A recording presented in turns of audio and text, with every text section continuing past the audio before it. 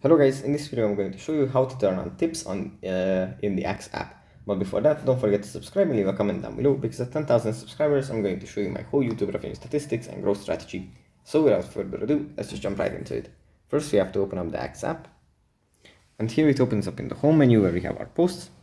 From here we have to swipe to the right and then tap on profile.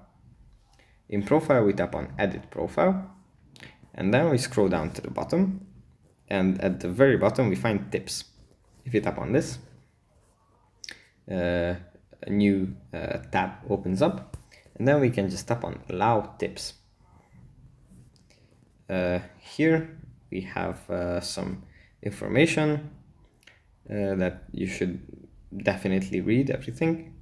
Then you just tap on agree and select the payment options, and yeah, that's pretty much it for this video. Hope it was helpful for you guys, and I'll see you in the next one.